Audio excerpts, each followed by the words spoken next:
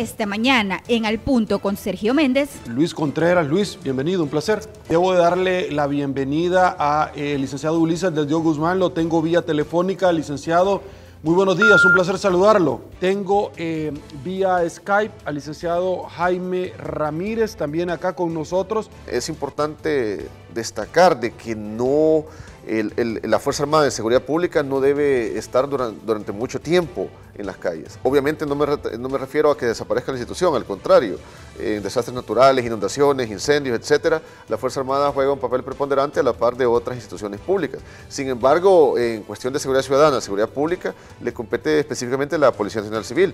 Con esto no se puede obviar que obviamente en facultades especiales se puede hacer uso, como en este caso. Sobre el incremento de los efectivos militares de 20.000 a 40.000, creo que la justificación que da o el propósito de incrementarlo es justamente para la seguridad pública y es una contradicción que es inconstitucional, porque la Fuerza Armada no debería de ser utilizada precisamente para la fuerza pública y al contrario tendría que ir disminuyendo y sobre todo tendría que disminuir en la lógica de lo que dice el presidente, que ya no hay homicidios. Solo conocemos que tenemos un director de la reconstrucción del tejido social cuyo trabajo se desconoce hasta este día cómo se ha estado operativizando en los territorios de El Salvador. Lo que sí se sabe y que todos creo que lo conocen en El Salvador,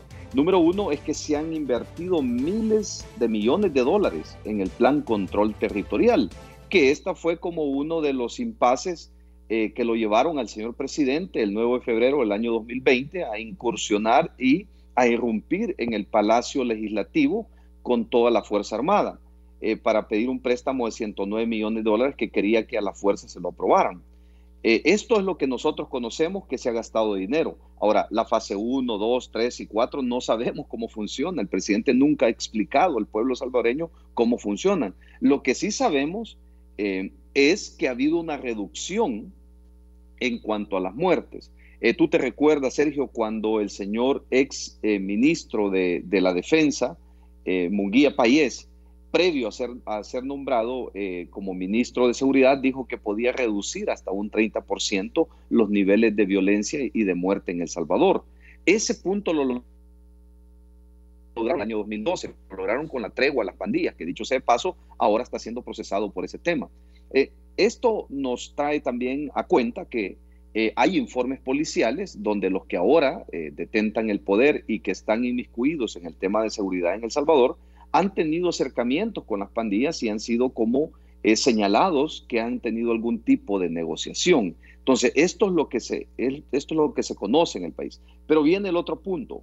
En un país tan pobre que no tiene recursos naturales como gas, como petróleo u otros elementos que sirvan para comerciar en el mercado internacional, es sumamente complicado que estés invirtiendo millones y millones de dólares en seguridad, en este sentido, Policía Nacional Civil, en este sentido, querer armar un poco más la Fuerza Armada con más efectivos, que en este contexto voluntario, pero quizás en un par de años, cuando ya no se esté listando personas, es posible que comience un proceso de reclutamiento. Esto es grave para la democracia porque en este país lo único que tenemos es el capital humano. Y este capital humano, en lugar de meterlo a las Fuerzas Armadas, deberíamos de comenzar a invertir en profesores de calidad, en un sistema educativo que responda a las nuevas tendencias, en un sistema educativo que esté a la altura de las nuevas tecnologías y comenzar a trabajar en una educación de calidad integral y con valores para que premie en la mente y en los corazones de los niños, para que estos se preparen para emprender, para ser los futuros empresarios, para ser los futuros docentes, para ser los futuros médicos, abogados, arquitectos, ingenieros, tal como lo hizo Costa Rica ya por los años 1960, que desmovilizó a sus Fuerzas Armadas y comenzaron a invertir más en educación. Pero cuando invertís más en militares, en definitiva, es una mala señal y te indica que no es el camino para democratizar una nación. Ok, listo. Voy con caballeros con dos temas. Rápidamente, por efectos de tiempo que nos está pasando sumamente rápido, porque obviamente la entrevista está muy entretenida. Voy con esta nota: organizaciones internacionales firman convenio a favor de igualdad salarial, y hablaremos también, por supuesto, sobre la crisis financiera del transporte público de pasajeros en nuestro país, que va de la mano con esto. Se lo presentamos a continuación, para efectos de ilustración. Según la última encuesta de hogares de propósitos múltiples que realiza Digestic, en 2019 los hombres recibían un promedio mensual de $373.40 y las mujeres $306.11, lo que refleja una diferencia de $67.29. Es por ello que entidades nacionales, internacionales y empresas privadas buscan brindar una mano amiga a las mujeres en El Salvador a través de un memorando denominado WITS. El objetivo principal de esta iniciativa es que las mujeres tengan un mejor rendimiento adquisitivo a través de programas y estrategias, ya que la mayoría tienen un salario muy por debajo de los hombres. Ana Elena Badilla, del organismo internacional, explicó una de las razones principales para este convenio. Una iniciativa de estas lo que busca es compensar un poco, en efecto, las dificultades que las mujeres enfrentan en el sector de la economía del país y en el sector laboral. Nosotros tenemos en El Salvador una población de más del 50% de mujeres, un 53% de la población es femenina. Sin embargo, las mujeres se encuentran en desventaja en su inserción en la economía. En general están en sectores de baja productividad o están en el sector comercios, en el sector informal, en el sector de servicio, en las micro y pequeñas empresas, en el trabajo doméstico, en el trabajo agrícola no remunerado también. Edgar Borja, presidente de la Cámara de Centros de Formación Profesional, dio a conocer de qué manera se les ayudará a las mujeres para posicionarse en la economía.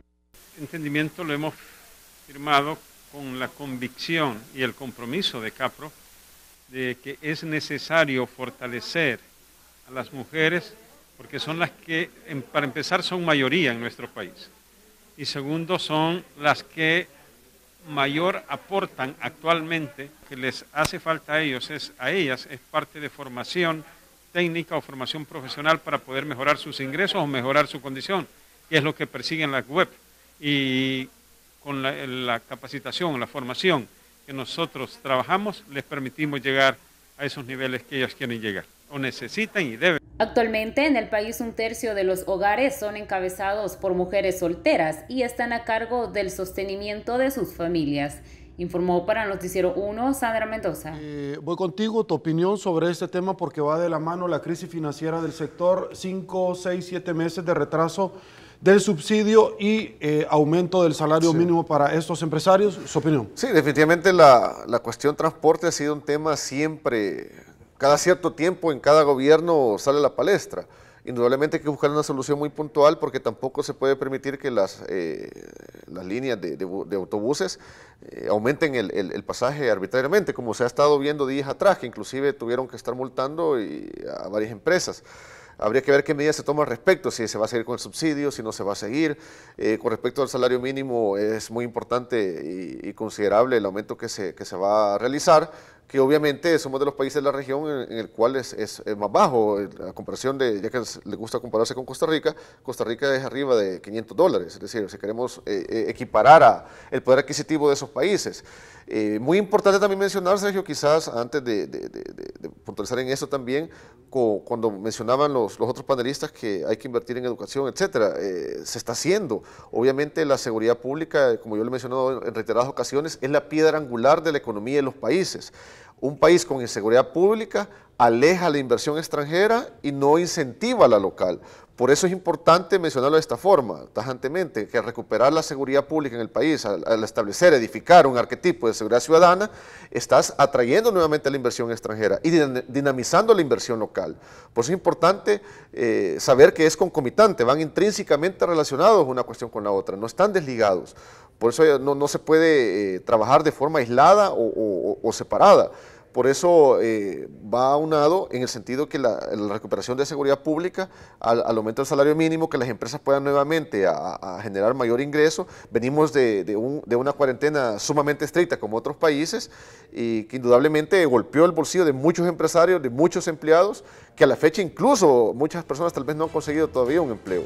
Por eso hay que destacarlo, que en cierta medida importante también que el gobierno mantenga un control de precios, porque la especulación ya comienza a verse en productos de primera necesidad cuando se da este tipo de eventos, y es una práctica que siempre se ha dado lamentablemente. Siempre lo mejor en análisis político en Al Punto Matutino.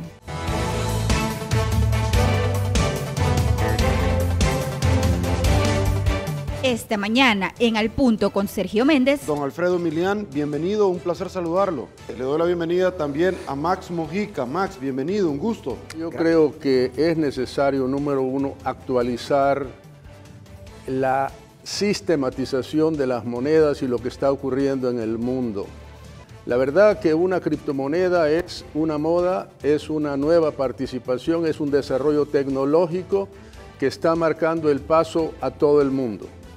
El hecho de que El Salvador haya adoptado el Bitcoin, que es una de las monedas sistematizadas, a diferencia de las otras monedas que son criptomonedas que adoptan los estados. Cuando hablamos de sistematizado estamos hablando concretamente de una moneda que es moneda y que al mismo tiempo es mercado. Se transa en un mercado en una condición cerrada, en donde la oferta está cerrada y la demanda está abierta. Y tiene una tendencia constante de ascendencia, y luego tiene, por supuesto, la volatilidad que corresponde a cualquier otro mercado, ya sea el mercado de valores, ya sea cualquier otro tema. Cuando tenemos una ley producida por esta tan particular Asamblea Legislativa que tenemos, emite una ley que establece que el Bitcoin es de circulación obligatoria y que los entes económicos, las personas activas económicamente la tienen que aceptar como pago, y eventualmente, pues posteriormente, una cadena nacional se explica de que se puede recibir pero no aceptar, o aceptar pero no recibir. La ley es demasiado corta en alcance y vamos a necesitar un reglamento. Pero el problema, como tú lo señalabas al inicio de tu programa, Sergio, los reglamentos no están diseñados para ir más allá de la ley, únicamente para explicarla. Entonces, si tenemos una ley tan pequeña que nos está diciendo que tenemos que aceptar el Bitcoin, que lo tenemos que aceptar como instrumento de cambio, ¿a qué nos vamos a tener nosotros los salvadoreños si no lo logramos entender? Cuando te digo que no lo logramos entender, es de que las actividades económicas no solo es para grandes empresarios que tienen asesores financieros, que tienen contadores, que tienen asesores fiscales, sino para la señora que tiene un salón de belleza y que va a llegar alguien a pagarle en bitcoins. Entonces, en ese sentido, ¿a qué nos podemos nosotros atener los salvadoreños? ¿Qué es el Bitcoin? El Bitcoin es, para empezar, es la primera discusión que tenemos que tener, ¿es una moneda o es un activo de inversión? Cuando yo tengo excedentes, yo puedo decir, bueno, me voy a meter a comprar un Bitcoin para ver si sube y baja, y tengo excedentes de mi producción, excedentes financieros, y puedo jugar a este tipo de inversión como yo podría jugar en la bolsa. Pero para una persona que se le pague el salario, o la señora del salón de belleza que prestó un servicio y que quiere su dinero, es apropiado el Bitcoin usarlo como moneda, porque al fin de cuentas, si nos vamos a meter a ese ecosistema dentro de El Salvador, tenemos que entender que lo vamos a ocupar para todo tipo de pago de servicios y de prestaciones de esa naturaleza, o comprar activos, ¿verdad? Entonces, el Bitcoin es gratis, es una pregunta que nos tenemos que hacer. Es una especie de ecosistema. Yo entro y salgo de ese ecosistema, y al entrar y salir de ese ecosistema financiero tiene un costo. Es como, por ejemplo, si tú fueras de vacaciones a Guatemala y tú vas a entrar al ecosistema de los quetzales, que únicamente se mueve en Guatemala. Entonces tú vas a entrar al ecosistema y vas a pagar tu entrada, vas a comprar quetzales. Cuando pasas por la frontera, eso tiene un costo. El que cobra ese costo es el cambista que está en la frontera. Cuando tú vienes de regreso y tú traes excedente de quetzales y quieres regresar a dólares, vas a volver a tener un costo. ¿Por qué hago esta aclaración? Porque cuando tú entres al ecosistema, por ejemplo, se mencionó la empresa Strike, tú vas a entrar a ese ecosistema y vas a tener un costo. Para evitar ese costo, el gobierno salvadoreño ha ofrecido un mecanismo que se llama la Chivo App. La Chivo App teóricamente te va a evitar el costo. Y digo teóricamente porque no lo sabemos. El presidente lo ha dicho, pero todavía no está funcionando. Entonces, el punto acá es, si tú como salvadoreño quieres ocupar bitcoins sin costo, y estoy poniendo teóricamente, utilizaríamos la Chivo App. Pero la Chivo App tampoco es un tema gratis. Cuando tú tienes un teléfono inteligente y tú vas a llamarle, descargar Twitter, descargar el sistema de Facebook, descargar el sistema de WhatsApp, que tú lo haces cotidianamente, estos sistemas te piden algo que es muy valioso, es una información personal. La Chivo App te va a pedir cuál es tu dirección, te va a pedir cuál es tu teléfono, te va a pedir cuál es tu correo electrónico, va a tener la Chivo App tu sistema biométrico dentro de su wallet. Entonces, tú le vas a entregar al gobierno, con tal de tener la Chivo App, tu alma digital. Tan es así que el gobierno va a poder saber a dónde tú estás ubicado en tiempo real, de la misma forma en que Google sabe que yo estoy sentado aquí en el programa de Sergio Méndez. De la misma forma en que Waze sabe a dónde estás, de la misma forma en que Facebook sabe dónde tú vas circulando, porque los sistemas, cuando tú haces ese download, te piden ciertas condiciones, las cuales, como te digo, tu digital print, tu alma digital, ¿verdad? Entonces, digamos, como que no hay cena gratis. Y si tú no bajas la Chivo App, sino que quieres ocupar el sistema de Bitcoin en cualquier otra wallet, te van a cobrar. Entonces, aquí estás en una encrucijada. O le das al Estado tu alma digital o ocupas otra wallet que te va a tener un costo. Veamos, por ejemplo, qué pasa con los cajeros que hay ahorita en el Zonte, que es el famoso experimento. Tú puedes pagar hasta un minutero en el Zonte con bitcoins, pero cuando el minutero va al cajero, te va a cobrar un 10% de comisión por transformar los bitcoins a dólares. Yo he estado conversando con personas que han experimentado con bitcoin en otros países y la tasa de conversión oscila entre un 8.5 y un 10%, ¿verdad? Que es prácticamente pues un negocio. Otro análisis que todavía tenemos que poner sobre la mesa, Sergio, y también para ti, Alfredo, que entiendo que conoces mucho de esta moneda. Veamos un poquito el tema de la relación entre el gobierno de El Salvador y Strike. Strike es una empresa privada. ¿El gobierno de El Salvador puede contratar libremente con una empresa privada? ¿Tendría que haber pasado esta contratación por la ley de contrataciones públicas que conocemos como la CAP? ¿O simplemente pues el gobierno puede decir, mira, yo contrato aquí, te pago allá? ¿Cuáles son los términos de ese contrato? ¿Quién los conoce? Entonces, digamos, el Bitcoin reviste una serie de situaciones, Sergio y Alfredo, que no están claras. Tú lo señalaste claramente, Alfredo, empieza el 7 de septiembre, o sea, estamos a la vuelta de la esquina con tener bitcoins como moneda, no tenemos reglamento, no sabemos cuáles son los costos, no sabemos qué va a pasar. Por ejemplo, sabemos que Bandesal va a tener una especie de fondo de amortiguación de 150 millones de dólares, se va a acabar, se va a refiliar.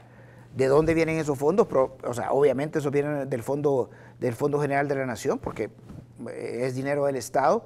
Cuando digo que es dinero del Estado, equivale a decir que viene de los impuestos, equivale a decir que es tu dinero. O sea, que hay una apuesta del uso de Bitcoin con tu dinero. O sea, estamos en Las Vegas, salvadoreñas, con nuestro dinero. Okay. Entonces, digamos, ¿qué va a pasar? ¿Para qué lo queremos? ¿Cuáles son las relaciones con Strike y el gobierno de El Salvador? ¿Van a ser suficientes los fondos de Bandesal? Sí, yo quiero hacer una pausa un poco breve, porque creo que la pregunta principal es ¿qué es la ley Bitcoin en la coyuntura presente de la economía salvadoreña y si este es un modelo que va a contribuir al desarrollo económico y social para la mejoría de los salvadoreños? Mi frase fundamental es esta: no podemos ser una economía anclada en el pasado. Número 2, el salvadoreño, a pesar de que este es un país subdesarrollado, no es subdesarrollado. El subdesarrollado es el sistema que tenemos y ese es el sistema que tenemos que cambiar. Hablando de la ley, Yo creo que la ley, así con sus 16 artículos, más los 6 considerandos que tenemos, como economista le puedo decir de que esto representa un instrumento de desarrollo. Y así es como lo ha planteado realmente el gobierno. Número 1. Estamos hablando de que el 70% de los salvadoreños no son partícipes del sistema financiero nacional. Quiere decir también que ese 70% de la población tiene que ser de la economía informal. Tiene que ser que sí son partícipes de la economía, pero que no son partícipes del sistema. ¿Qué quiere decir eso? Que el sistema financiero salvadoreño se tiene que modernizar y dar lugar para que este 70%, un porcentaje alto de esa población pueda ser partícipe. Una vez es partícipe de la economía sin Bitcoin, la economía se desarrolla, señores, porque no necesariamente el Bitcoin es lo único que es un instrumento de desarrollo. ¿Por qué digo que es instrumento de desarrollo? Porque una vez la ley establece que el 70% de la población, esa es una meta, y luego lo que le sigue son instrumentos muy importantes de desarrollo. Que es obligación del Estado facilitar facilitar la inclusión financiera de sus ciudadanos con el fin de garantizar una mejor manera sus derechos. Y el número 5 dice, con el objetivo de impulsar el crecimiento económico del país, se hace necesario autorizar la circulación de una moneda digital cuyo valor obedezca exclusivamente a criterios de libre mercado. ¿Qué es libre mercado? ¿Qué es oferta y demanda? El sistema cripto es un mercado libre, es un mercado típicamente capitalista, por el sentido que obedece a oferta y demanda. Siempre lo mejor en análisis político en Al Punto Matutino.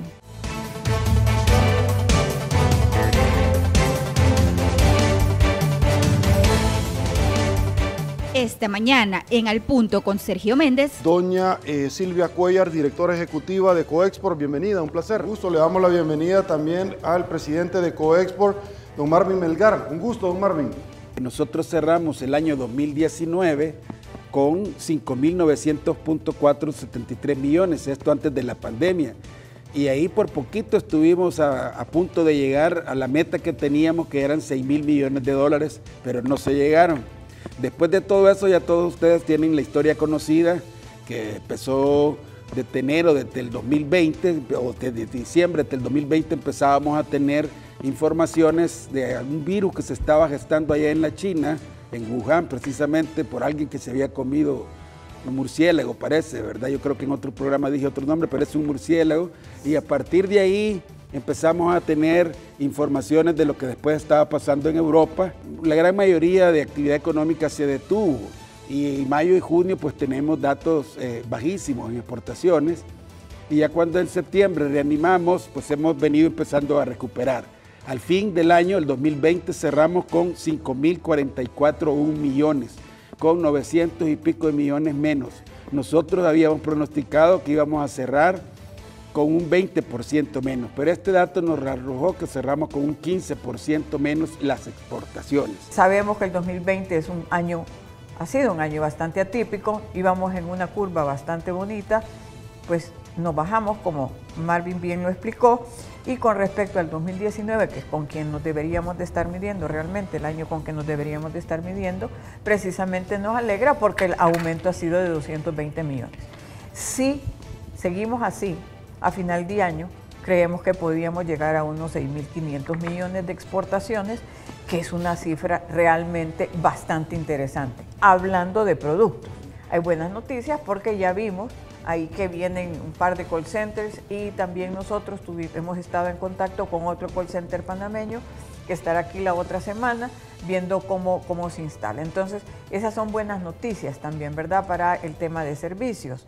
2.000 millones han sido más o menos las cifras que tuvimos para el 2019. Vamos a ver cómo salimos para el 2021. Tal vez puede ser 1.500 millones. lo creo difícil que lleguemos a las mismas cifras que teníamos en el 2019. Pero hay un tema también que es importante decirlo, y es que ¿por qué es que estamos tan bien? Aparte del esfuerzo que han hecho las empresas en responder a esa demanda que hay, en buscar esas nuevas oportunidades que hay, es porque recordemos, y aquí la nota que ustedes pusieron lo dice, los dos mercados principales para nuestro país es Estados Unidos y la región. En Estados Unidos ha habido una política muy interesante de que se ha, pongámoslo así, inyectado dólares a la economía de Estados Unidos para que los consumidores, para que las personas tengan, ¿verdad?, recursos para que la economía siga. Por ende, eso a nosotros nos es positivo, porque la demanda continúa hacia los productos que nosotros estamos llevando hacia ese mercado. Ejemplo, el año pasado bajamos completamente, casi, bueno, quedamos en alitas, como dicen, en el tema de textiles y confección. Y ahora eso se ha recuperado considerablemente, pues los pedidos incluso están en incremento y hay una oportunidad por el nearshoring. ¿Por qué? Porque China dejó de proveer como debía a ese mercado. Además hay ciertos problemas ahí, ¿verdad?, de otra índole, y nos da la oportunidad que nosotros podamos hacer esos productos, enviarlos allá, o que tengamos inversiones de Estados Unidos en nuestro país para poder aprovecharlo. Hay una política también en donde se está dando incluso apoyo para invertir en estos países. ¿Por qué? Porque con eso nosotros podemos también ayudar a que la migración ya no se dé. Entonces, hay oportunidades que podemos aprovechar y que las tenemos. Entonces, ¿cuál es el reto? ¿Cómo seguir en crecimiento? Que esos 6.500 millones que ojalá logremos este año se conviertan en para arriba y no lleguemos a que el otro año, con tanto reto que vamos a tener, porque ya vamos a hablar de eso, pues no podamos ser tan competitivos como otros países, ¿verdad? Y no tengamos las mismas oportunidades. Ahora bien, sí, por supuesto que nos ayude el ferry, por supuesto que nos ayudaría que tuviéramos un puerto activo. Es más, dicho sea de paso, esta semana tuvimos una reunión con la AMP, hizo una convocatoria porque van al alza las tarifas de Acajutla. Y por supuesto es una preocupación que tuvimos y la externamos ante ellos. Óiganme, no es momento de subir la tarifa. Déjennos por lo menos este año y pasen el aumento al otro año para seguir siendo competitivos. Pero que nosotros vemos que el puerto de Acajutla es un puerto que ya está bastante congestionado, no podemos salir con más. Entonces, también CEPA tiene que ver los costos que tiene el puerto de la Unión, porque el puerto de la Unión no está funcionando. Entonces es el puerto de Acajutla el que está dando esos ingresos, entonces tiene que mejorar mucho. Hay unas inversiones súper interesantes que nos indicaron de cómo van a mejorar el puerto, eso es positivo. Sin embargo, sí, nosotros hemos considerado y ojalá que esos aumentos no se den este año, sino que esas tarifas, que entendemos también que ellos han tenido que invertir y gastar más y tener más costos, lo entendemos perfectamente, pero es como un círculo vicioso, ¿verdad? O sea, nosotros queremos que la economía crezca, queremos ser competitivos, pero si se nos van incrementando no solo este costo, sino otros costos que podemos hablar, por supuesto podemos perder competitividad. Y con respecto al ferrocarril también, es que todas estas alternativas son excelentes, realmente, porque entre más rápido llegue la carga hacia destino, entre menos tiempo de transcurrido tenés, menos costos vas a tener. Y entre menos tiempo estemos parados en una frontera terrestre, ¿verdad?, por decirlo así, por supuesto que más vamos a ahorrar y más competitivos vamos a ser. El ferry también es una buena noticia porque tuvimos una reunión también la semana pasada con Cadexco Costa Rica e invitaron a los representantes del ferry, más bien del Puerto Caldera, y ahí indicaron que ya están haciendo la inversión en la infraestructura que es necesaria para que podamos tener esa facilidad, porque nuestro puerto está listo. Aquí estamos listos para recibir los barcos, o más bien el ferry, pero en Costa Rica no, y el espacio está bastante congestionado. Pero buena noticia que se nos dio, que ya están con ese proyecto, ya están caminando sobre él. Entonces creo que ahora sí podemos ver, de tanto esperar, que nunca se me olvida, ¿verdad? Cada año decimos hoy sí, esperamos que ahora realmente sí tengamos un ferry. Ok, hay varios temas sobre esto y quiero aprovecharlos al máximo. Póngame la nota a esto, porque quiero hablar sobre el salario mínimo, el impacto sobre esto. Han acompañado de economistas a esta tribuna de entrevista y hablan acerca de dónde está el estudio que hicieron para determinar un 20%. Ustedes como exportadores, ¿cómo trasladan el producto final luego de varios elementos como los impuestos, los fletes, el tema del aumento al salario mínimo, entre otros temas? Ok. Bueno, como hemos explicado, ¿verdad? Nosotros estamos ahorita en una recuperación de las exportaciones, ¿verdad? Se han logrado superar los niveles incluso del 2019 y el 2020, como explicó Silvia, pues es un año inédito, un año que no se toma en cuenta, dijéramos, pero sí ya estamos creciendo sobre el 2019. Aquí lo importante de todo esto es el entorno global, ¿verdad? Y dentro de las cosas del entorno global que preocupan es la inflación. Todavía esta semana también leímos una nota de la Reserva Federal de los Estados Unidos, donde ellos están explicando que muy probablemente la inflación va a llegar hasta mediados de este año, pero hasta ahorita no se ha visto. Entonces, todos esos incrementos en materias primas que los industriales venimos teniendo en todos los insumos, porque la inflación comenzó casi que a la par de la pandemia, se mantuvo todo el año pasado, poquito a poquito iban creciendo los precios, y de enero a junio de este año sí se han incrementado más dramáticamente. Entonces los insumos han subido, el petróleo pues por ende también subió, y al subir el petróleo han subido los fletes, han subido los plásticos tienen que ver con todos los materiales de empaque, se ha subido el cartón,